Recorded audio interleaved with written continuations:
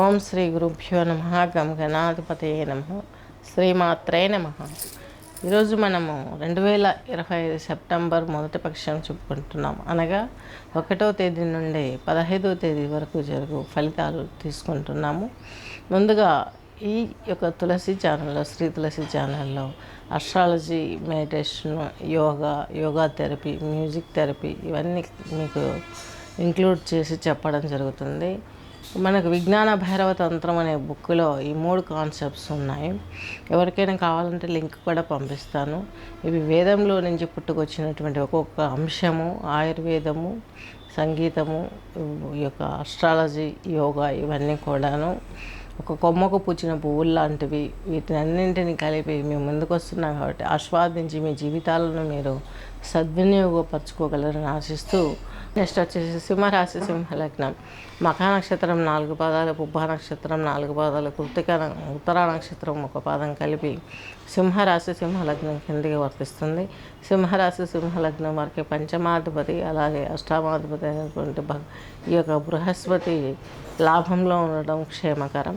But అష్టమం కాబట్టి ఆధ్యాత్మిక వైపు మీకు చక్కని లైఫ్ ఎంజాయ్ చేస్తూ ముందుకు దూసుకెళ్ళటానికి ఈ యొక్క ప్రయత్నం మీకు చక్కగా పనిచేస్తుంది.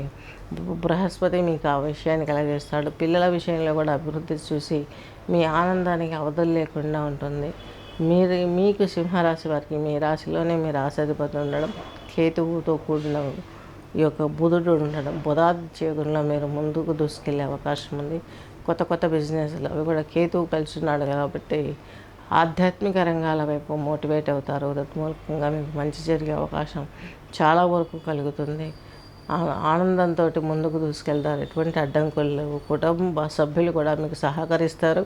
చాలా వరకు జీవిత భాగస్వామి విషయంలో మాత్రం చాలా కేర్గా ఉండాలి. అష్టమంలో పడతారు శని భగవంతుడు.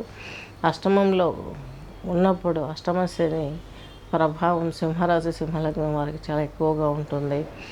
తత్మూలకంగా మీరు వారి విషయంలో చాలా కేర్ఫుల్గా ఉండాలి. ఒక మాట అనాలన్నా, అనిపించుకోవాలన్నా అన్ని విషయాలలో కేర్ఫుల్గా, శాంతంగా ఉండి ముందుకు తీసుకెళ్ళగలిగితే మీ జీవితం ఇంకా బాగుండే అవకాశం స్పష్టంగా ఉంది.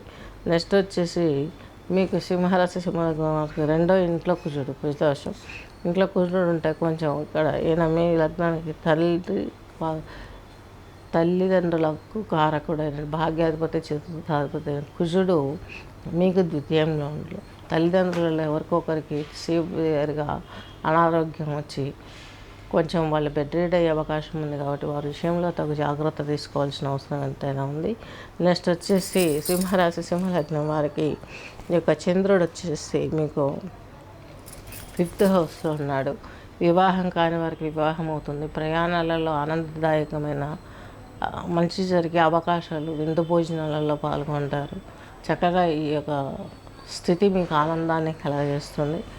రాహువు మీ రాశిని చూస్తుంటారు కాబట్టి మీరు మీ రాశిలో ఉండి అక్కడి నుంచి మీ రాశిధిపతి కూడా రాహువుని చూస్తుంటారు.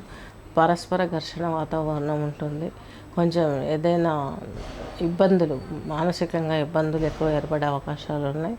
అలాగే రాహువు చెడు గ్రహం కాబట్టి ఏదైనా సరే ప్రయోగాలు ఎవరైనా చేశారేమో అన్నంత సివియర్గా చేయకపోయినా చేశారేమో అన్నంత సివియర్గా మానసిక వ్యవస్థ, శారీరక వ్యవస్థ దిగజారే అవకాశం ఉంది. కాబట్టి దానికి ఒకటే మార్గం యోగా చేయటం చాలా ముఖ్యం. నెక్స్ట్ వచ్చేసి బృహస్పతి వచ్చేసి మీకు లాభంలో ఉన్నాడు. ముందే చెప్పుకున్నాం, చాలా మంచి జరిగే అవకాశం ఉంది. మంచి వైపు ముందుకెళ్ళండి. యోగ ముద్రలను మీరు ఒరిజినల్ చార్ట్ చేయించుకున్న తర్వాత ముద్రలు ఇస్తాను, మంత్రం ఇస్తాను. జపం చేసిన తర్వాత హోమము కూడా చేయించుకొని యోగం చేసినట్లయితే మీరు చేసిన ఫలితానికి ఈ చేసే యోగా బ్యాలెన్స్ అయ్యి మీ యొక్క జీవితం చక్కగా ముందుకు సాగే అవకాశం చాలా దృఢంగా కనిపిస్తుంది. స్వస్తి.